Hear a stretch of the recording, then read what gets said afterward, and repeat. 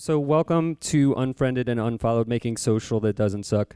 My name is Bo Bishop. I am the Director of Strategy and Content at Loyalkaspar here in New York. And the impetus for this this session really started about a year ago when we had an intern working for us at LK. And she was very young and hip and you know, a real go-getting sort of millennial intern that we all love to hate. And she, for school credit, proposed to audit our Loyalkaspar's brand identity and then to present her findings to the executive team. And I thought, oh, that's awesome. That's great. Like, you know, we can use feedback all the time. And you know, I thought that she would look at things like our logo or like the mission statement or like color palette and things like that. But you know, when she actually came back with her findings, she had audited all of our social media platforms, and that's all she had done. And it was kind of, you know, a mind-blowing experience for me because, A, we weren't really doing anything with our social platforms because, you know, it just wasn't a priority for us. But B, more importantly, there was no distinction in her mind. There was no separation between our brand and our social platforms. The brand that she saw on those social platforms was our brand identity. And what we were posting, what we were sharing, what we were asking people to like and to interact with, that was representing us, and that was our brand in her mind. So honestly, like that really made a light bulb go off in my head that making stuff for social is more important than ever, and making great stuff for social is more important than ever because that's where a ton of people are encountering your brand and our brand in that space, especially younger people like hip interns. So the original title for this session was this clickbaity statement that I wrote in my office as I was scrolling through Twitter. Please stop telling me when shit is on networks and social platforms. Obviously, this is a little tongue-in-cheek, but you know, tons of networks are doing great things on social, like these people will attest to. But really, there's this amazing amount of social white noise happening right now, where if you're like me and you follow a lot of networks, you know, if enough of them are sort of innocently tweeting about the new the Harry Potter marathon that's happening right now on linear, your social feed can start to look like this bizarro version of TV Guide pretty fast, and it gets really annoying. And it just strikes me as this missed opportunity, really, because like it sort of testifies to this traditional ecosystem that we're used to, you know, with the linear network, the network at the center, or the agency at the center in our case. And then, you know, the social media channels are really there to just be these digital billboards that point people back to us or point people back to the network. We're talking to people, engaging with people on Twitter, on Instagram. In the moment, they're looking at us, they're interacting with us, and yet we're trying to push them away from that interaction and take them to a place they might not even want to be, especially with younger people. They might not even have access to linear television at that point. So really what I think is awesome about this is that so many more people, especially in the 6 months since we sort of proposed this panel, so many networks and so many brands are really embracing this new model of this ecosystem. We're not networks, we're not linear networks anymore. We are dynamic storytelling brands that tell stories across all of these different platforms. We tell stories on Twitter, we tell stories on Snapchat and Instagram and all of these places, and they're stories that continue across all of these different platforms in ways that are really amazing and engaging. And if I'm on Twitter, I'm engaging with that story on Twitter, and if I'm on linear, I'm engaging with it there, and I think that's really cool. So like the intern that thought that our brand was our Twitter feed and our Facebook page, you know, we've tried to start making a lot of content for that has a lot of meaning and substance, and that's how people can encounter us, and that's how people, I believe, are encountering networks like the 4 that we're going to talk to now. So I will stop rambling and get to the big question here, which is, how do we make stuff that doesn't suck, right? Like, making social is kind of tricky because happens so fast, and it's like this voracious black hole that you just keep have to throwing content into because there's just so much that happens so quickly. So how do we make thoughtful things? How do we make things that have meaning? How do we make things that make people laugh and crack up and make people want to share?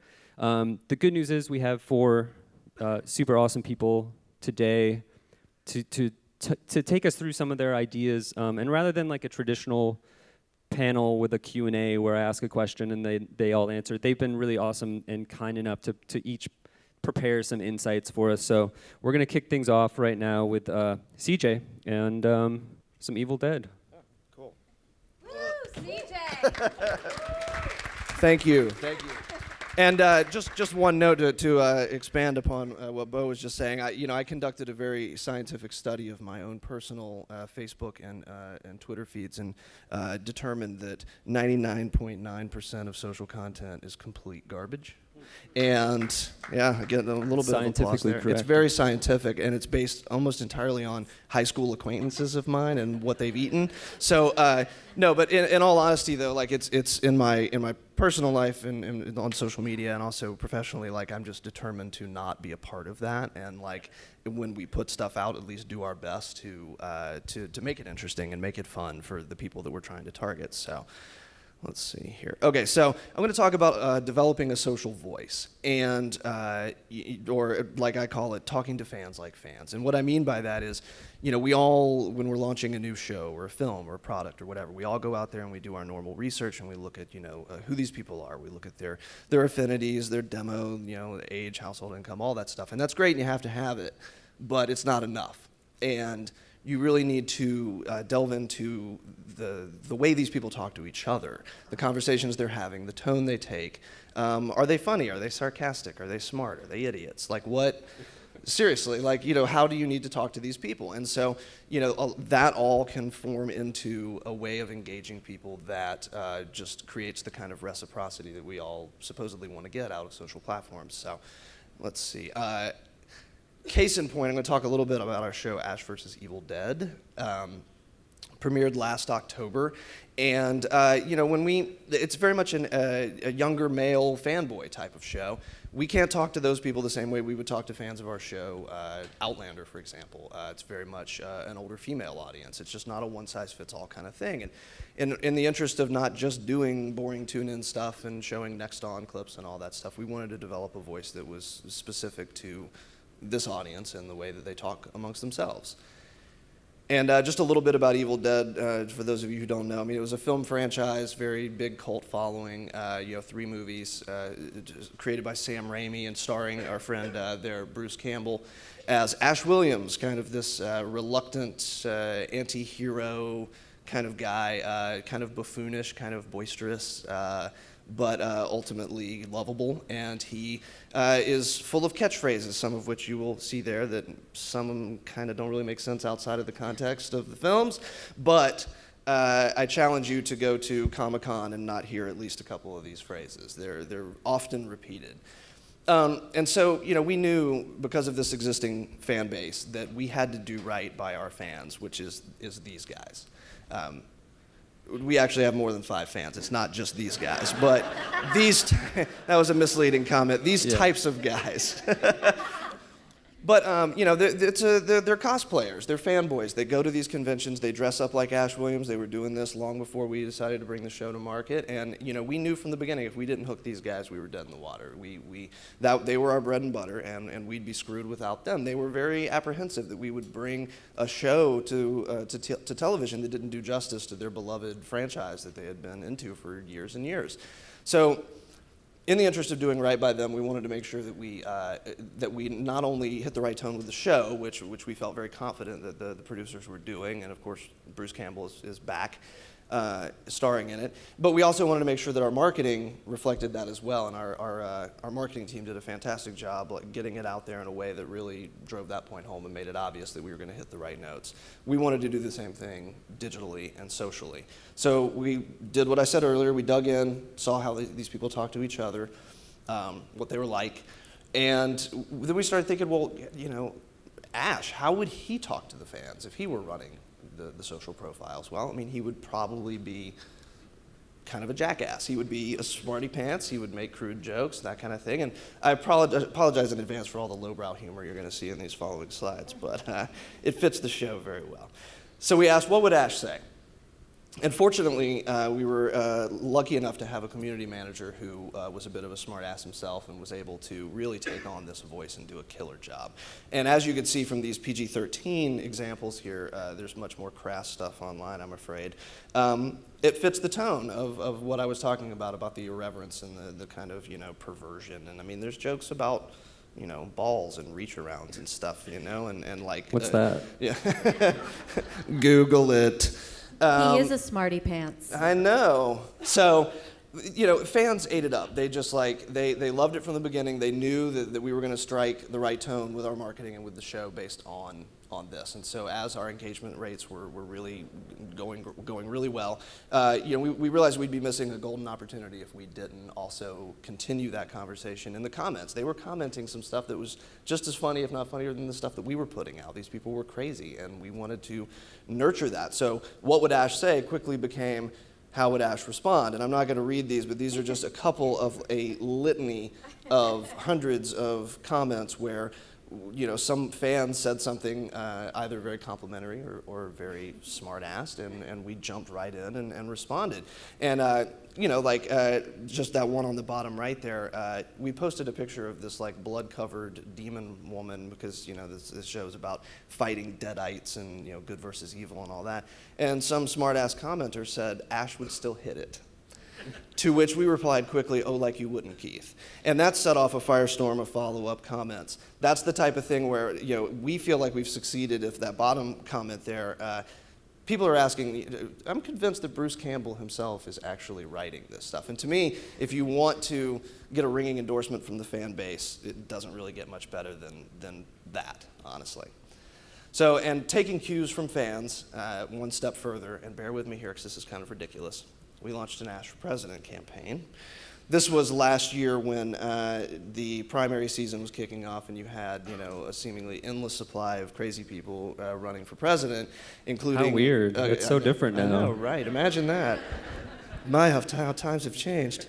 And there was a candidate going by the name D's Nuts running, for crying out loud. So we knew that with this audience, we could have some fun with that. They started tweeting things like Ash for president. Ash would do a better job. I want Ash to run this country. He would do a better job, so on and so forth.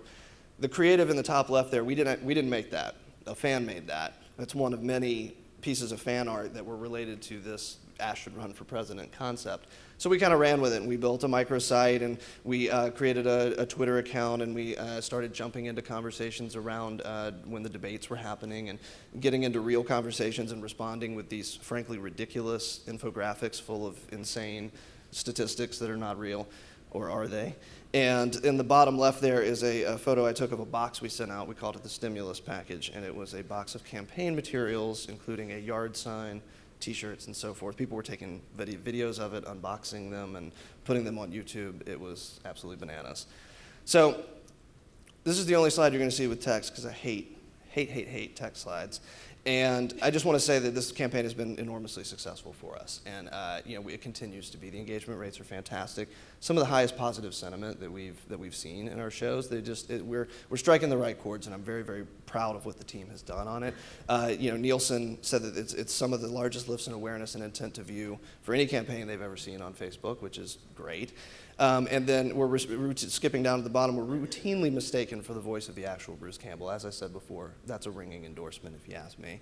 And we're this close to getting Ash nominated for president, so help us out with that. Fingers crossed, yeah, right? Fingers crossed. So just to sum up, I think I hope that all of this kind of shows that we just, it's very important that when you are developing a tone of voice that you're going to hit fans with, that, like Bo said, I mean, your Facebook feeds and your Twitter feeds are just, just full of so much garbage. And even if you're a huge fan of television, you can get bombarded with it and it becomes a bit much. And if you really want to engage that fan base and really strike the right chord with them, then you've got to put stuff in front of them that catches their eye and doesn't just say, Sundays at 9.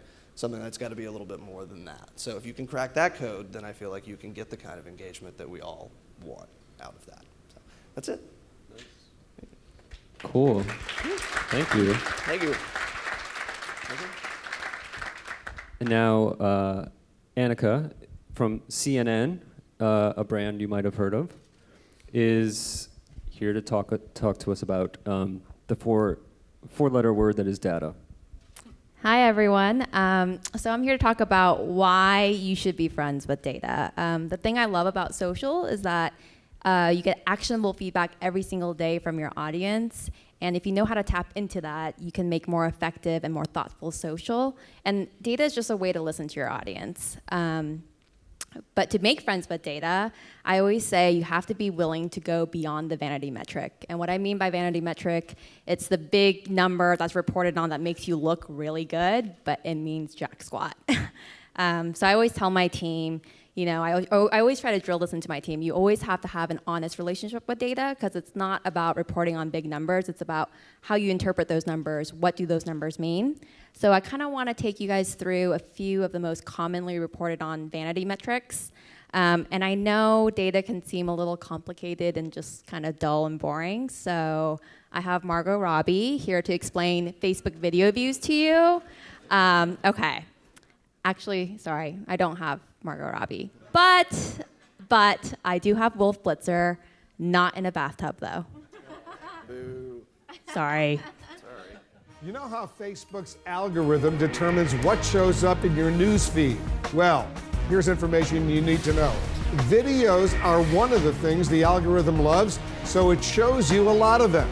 And that makes it a critical part of a social marketing strategy.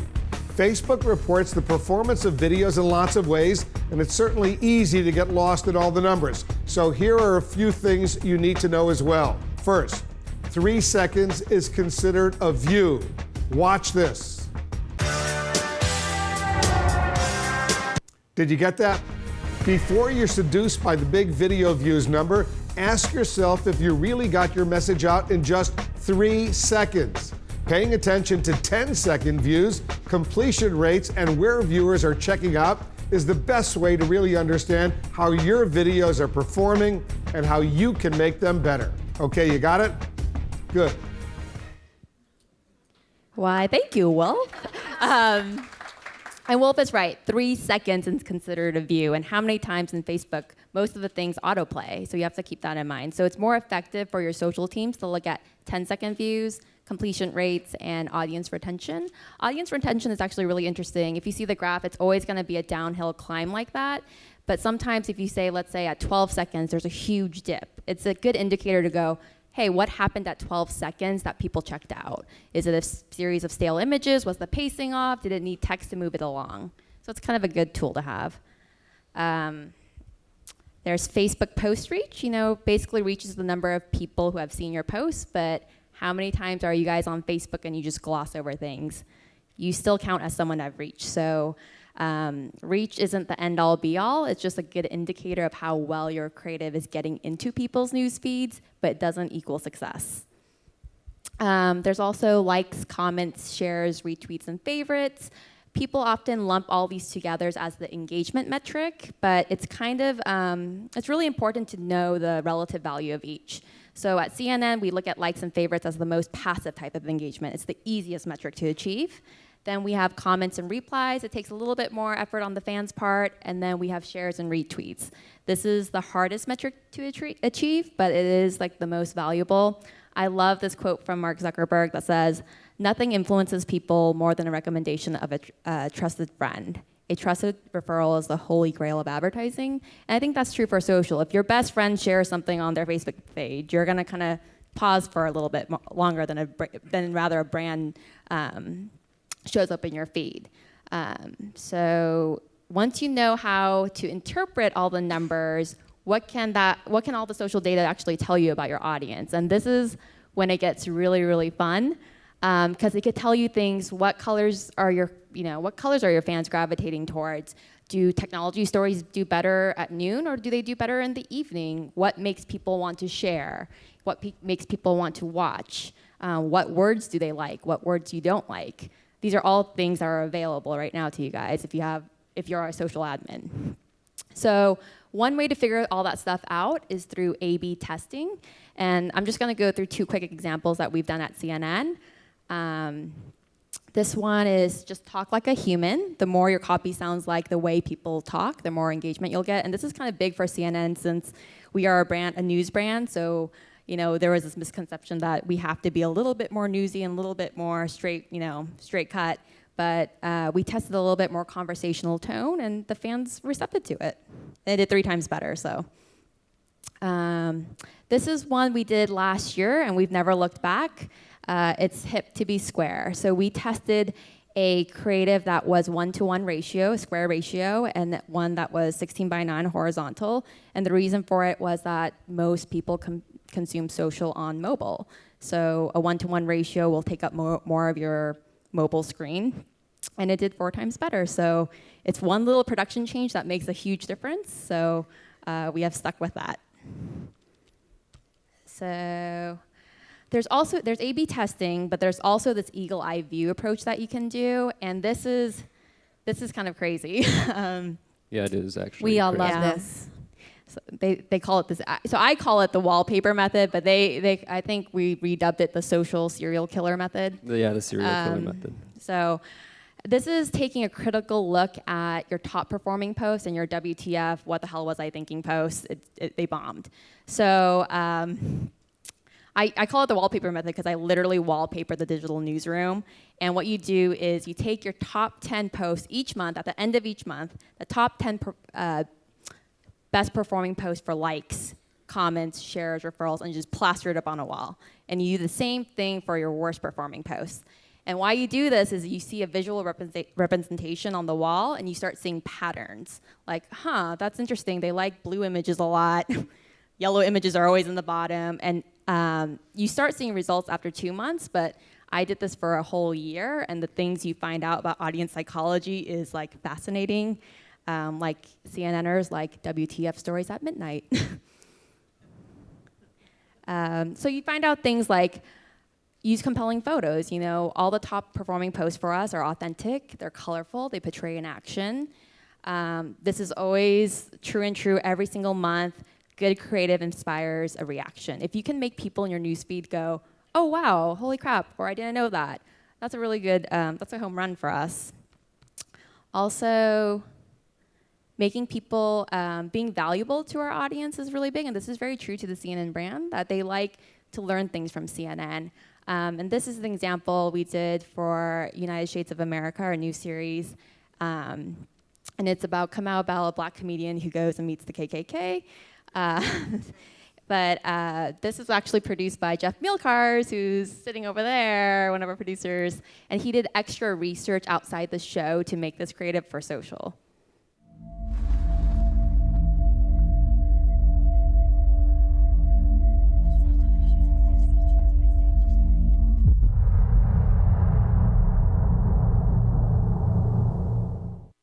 And that did really, really, really well for us. And it is keeping that in mind, that our fans love this like informational, statistical type of creative.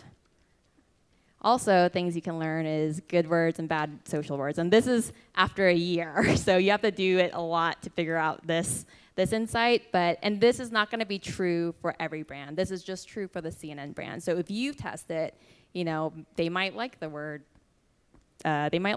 study or journal or whatever it is. And you could see on the bad social word list for us, there's a lot of marketing, traditional tune-in messaging in it.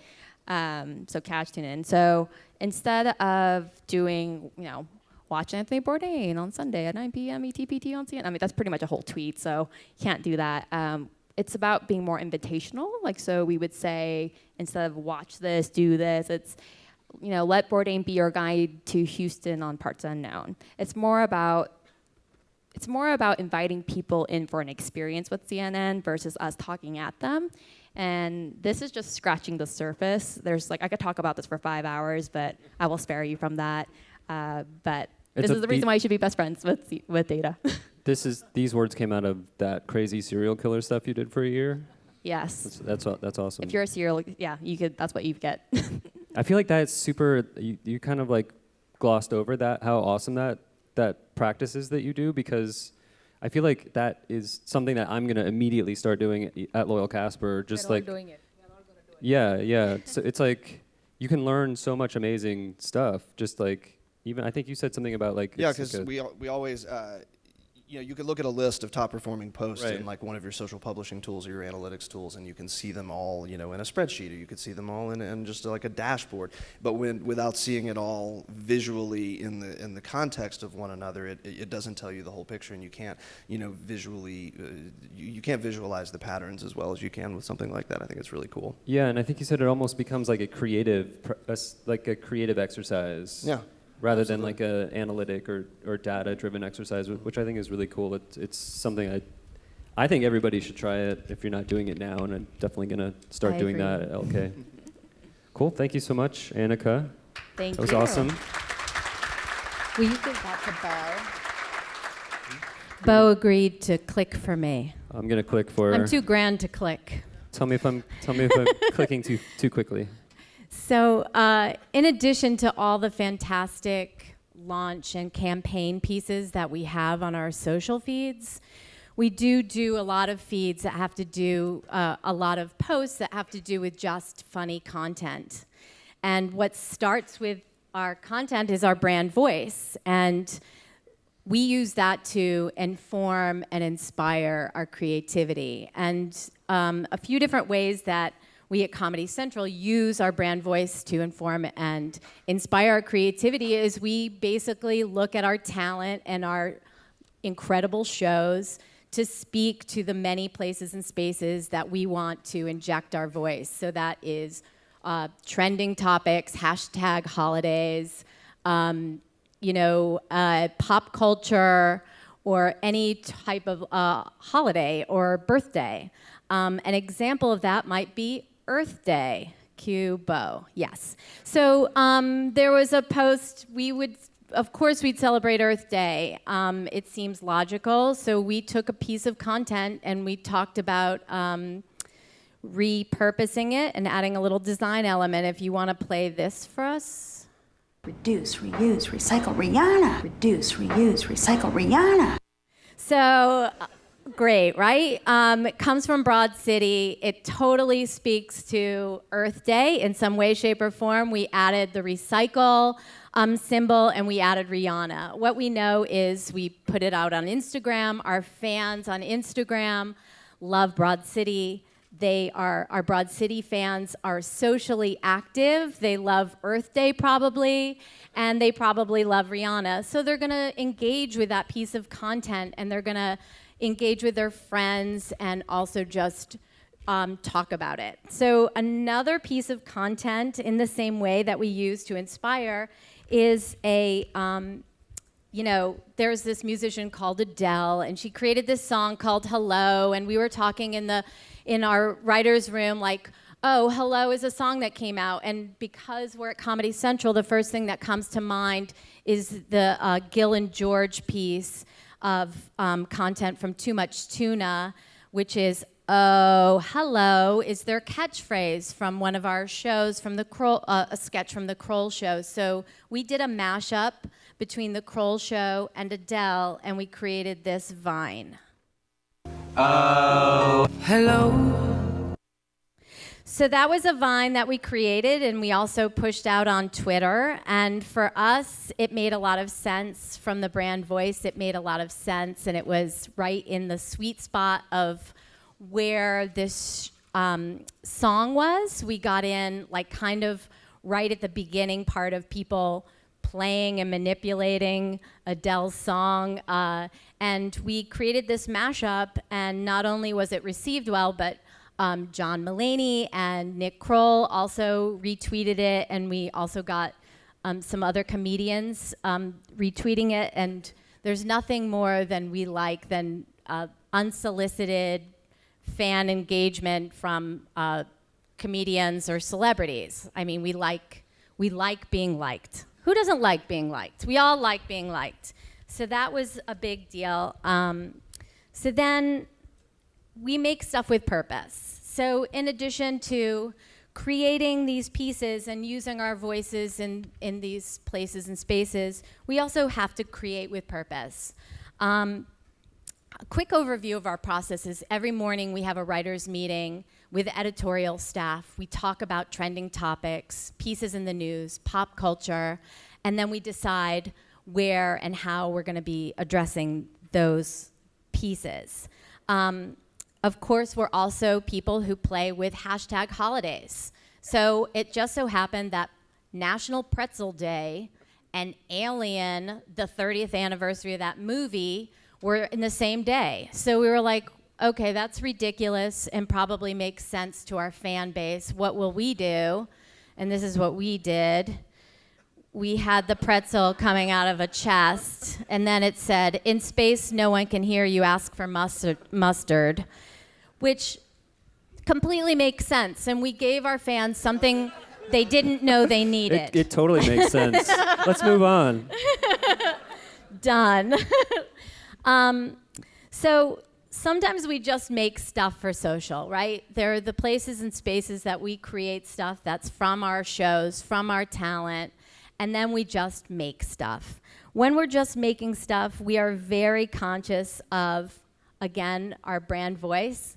We create tweets. We've written over 1,700 tweets. Every day we're tweeting jokes out. Sometimes they're related to trends, and sometimes they're just jokes. We're tweeting around the clock because, frankly, that's where stoners are. And sometimes we have fans that happen to be marijuana fans.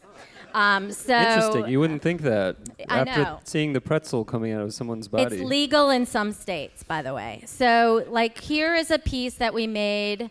That was a tweet, and we created it for Tumblr. If you ready? Yeah. Yeah, let's do it. So there's like a little design element. When God closes a door, he opens a vape shop. Nothing more true than that. Yeah, it's so true. So I think that's from Leviticus, right? definitely.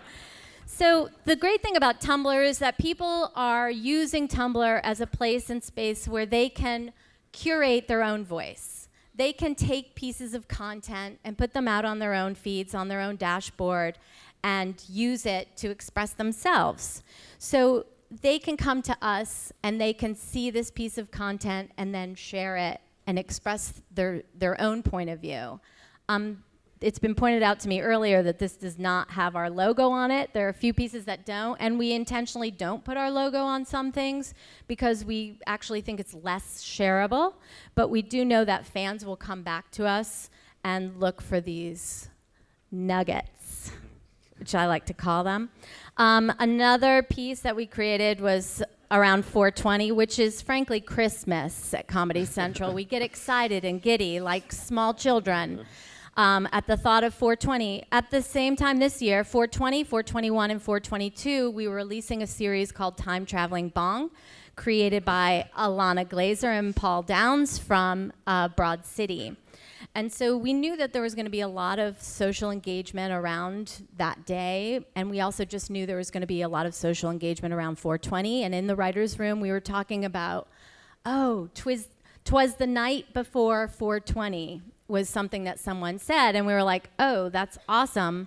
Let's make Santa covered in marijuana leaves and have a smokestack with green coming out of it. And we released this on 4/19 in the evening, and we actually scooped the 420 hashtag, which felt really good. And we got in front of the trend on Twitter and Instagram. And then because our programming and strategy are so on top of it, they saw it was doing really well, and they moved the post over to Facebook, where it also just performed really well by us.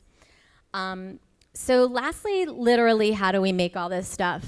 First of all, I have an amazing team, and we have apps where we're constantly talking to each other and brainstorming outside of brainstorming meetings. And then also, we just have permission to take chances from my bosses, frankly. And sometimes that involves failing, and sometimes that involves just taking a look at the content that we're creating, and with Strategy, who happens to be a good team member of mine, we look and see how we can adjust accordingly and think and make those adjustments to continue to create content that'll speak to all of our fans that we have and the fans that we hope to have.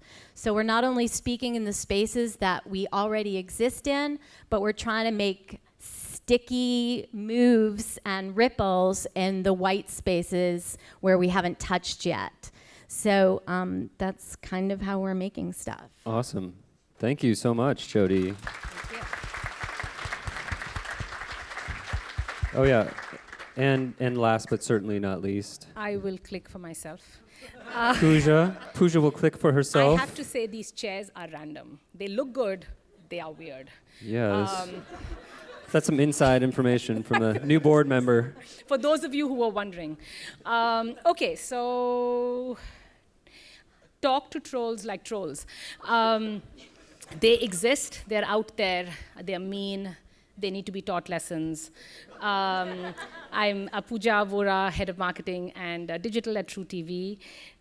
And this is our presentation. So truTV, some of you guys might know, we rebranded about 18-ish months ago to a lighter, brighter, less conflict-oriented, moving away from reality space. And like any self-respecting cable network, we work hard. We go for meetings, we send emails, we brainstorm, we do a lot of work, all in the spirit of getting the word out and getting people to care. So if you look at this graph actually shows you from 2011 to 2015, there's this huge spike in searches. And while you don't see the numbers there, it's not just 5, it's like hundreds of thousands. It's a big number, which should be exciting, right? So the other thing that some of you might know, especially basketball fans, truTV has a college basketball. In 2011, actually, we are part of a deal, and we air some games, we have some exclusive games, and then the rest of them we share with TBS, TNT, and CBS. And that spike actually happens every year in the middle of March for 2 days, the Tuesday and the Wednesday after Selection Sunday. I know nothing about basketball, but that doesn't matter. I shouldn't even be up here. Rich Duncan, our head writer, and Dan, our head of editorial, should be here, but whatever, I'm here. You were smart, Walter. You got Jodi to come up.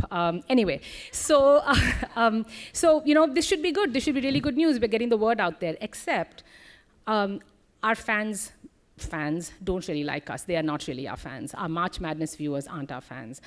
Here's one sample tweet. We see hundreds like this. For those of you who can't see, the worst part about March Madness is trying to remember what channel truTV is on. A month after I joined 2 months ago. I joined 2 years ago in March. And that first March, I remember seeing this tweet which said, the definition of March Madness is trying to find truTV on the dial. Most people, cut the pleasantries out. They just go straight to what the fuck is truTV, or where the fuck is truTV, or why do I have to find it? So it's really exciting. So this has been going on for a few years, right? We have this tsunami of hate, 2 days, every year, goes over the brand, washes over us, and then we are left there, hanging out and drying ourselves and then moving on. So with the rebrand a year and a half, 2 years ago, it was a good opportunity for us to say, hey, no more of this bullshit. We are gonna talk back, to introduce ourselves to our friends, right? So the campaign. And here's some words. Instead of feeding these transient, because they are transient, most of them come just that one time every year. So rather than talking to them about promos and tune-in, we decided to entertain the masses, as we call it. And last year, the campaign was called, it started out being, we thought we would call it WTF is truTV. We went all the way up the ranks. We kind of, people were a little bit worried, but they were like, fine, but you need to ask NCAA. Of course, a month before the campaign, NCAA said, nope, you're not using the word F anywhere around hoops or baskets or balls or anything like that. So and this is true, half a bottle of bourbon later, we changed it to have you found truTV. So that was last year. And what it really was is a social response campaign. It's a real-time social response campaign to help most people, find truTV. This year, we upped the swagger just a little bit. We called it truTV is a thing.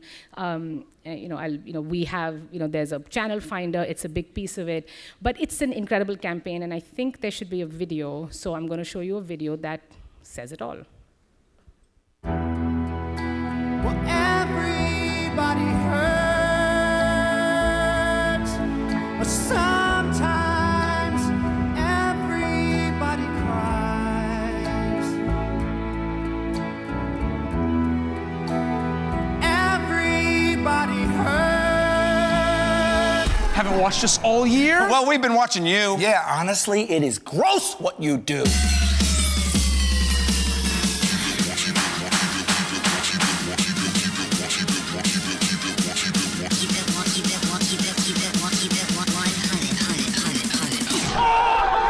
Keep it 100.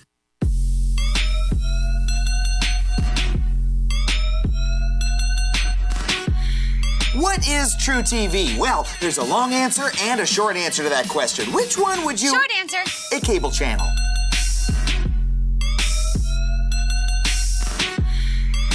It's a television station. Yeah, dedicated to the truther movement. Yeah, you're an asshole. What is truTV? Why does it have college hoops? I know you're asking these questions around your house and you sound dumb.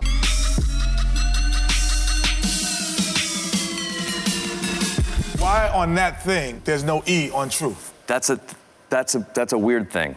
It wasn't a thing in 2012. Then it became less than a thing, but now it's a thing. Keep it one, keep it one, keep it, keep it one, keep it one, keep it one, keep it one, keep it, keep it one, keep it one, 100. Yeah, keep it 100. truTV is a thing. They have a lot of great new shows. They have a great new show called Those Who Can't, which is about a group of people trying to find truTV.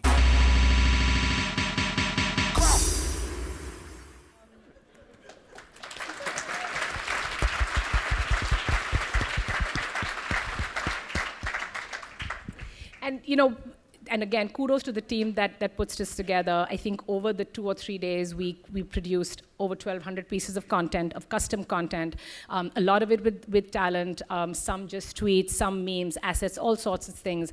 And it's ridiculous. At its core, it's a really inexpensive brand campaign. It costs us very little. We do a great partnership with Twitter, which we've done 2 years in a row. And we paid for 90 million impressions, but we got 390 million impressions. Huge number of retweets and shares and engagement. So really, really fantastic and exciting. And what was crazy was last year, it was completely a surprise. We did not expect it to do well. We were kind of hanging on thinking, oh my God, are we going to get fired? So this year, going into this year, it felt like, maybe they like us now. Maybe they know us. Maybe this won't happen. And of course it did. It happened big time. They do not like us still. Whatever. Press loves it as well. Again, lots of organic press last year, lots of organic press this year. We showed you a couple of samples of the love we got on Twitter. There was hundreds and hundreds of tweets back at us saying, oh my God, you guys are killing it. This is exactly how you should be talking to trolls. And then, a few things we think about. None of our findings, I would say, are pioneering. They're super obvious. There's all marketing cliches. I think the only difference is we actually do this. We have a really simple approval process. Again, Rich and Dan run our social for us. I stay out of the way. I try and keep everybody else to stay out of the way. I think we are fairly in sync with what we want to do. There's lots of scary moments. There's lots of scary moments because we never see what's going out until it's actually gone out. But I think it's been working. So, the right voice, really important. Again, basic stuff. Don't say you're funny, be funny. We think this is what has led us to get the kind of recognition, at least in the short time. And we have a long way to go. We get that. We are not a brand that's at the end of where we want to be yet, but this is really critical. take your programming seriously, not yourself. You laugh at this graph. It was real. It was very scary. It was, there was, some guy on Twitter saying, this is truTV. They're only relevant once a year. Here's a look at, the graph. And Rich actually found this piece of art on the internet and tweeted this back at him. This got picked up in a lot of places, and it went many more levels above my pay grade. Thank you, Rich. But we hung in there. It was scary because it seemed a little bit, maybe was it crossing the line? But we got so much cred back for what we were doing that it was really fun. Eventually, don't. I say that now. Don't try and be, everything to everyone. There's lots of people who aren't going to like you, and that's okay. If you stand for something, if you believe in something, if you want to be someone, you're going to be not liked, and that's okay. They don't have to come back. There's a lot of people who want to still, they want our old shows back. They're not coming back, so goodbye. Love your talent. They are your marketing weapon. Big cliche again, but super critical. We are really lucky. We work with a bunch of different talent, some emerging, some a little bit more established. We work with them in different ways. They've been incredibly supportive. And then, this is, of course, obvious. We've all said this. We all agree with this. Act more like a human. I'm just going to end with something that's, I don't know what Bo did to it, but it was funny. It's a fun back and forth that we had with Comedy Central. I remember this. Yes. This happened. Was just funny. I'm just going to, that was Comedy Central, that was truTV, this was Comedy Central, and this was truTV.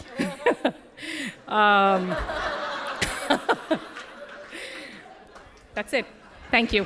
Thank you so much. Thank you to our lovely, lovely people. Thanks, you guys.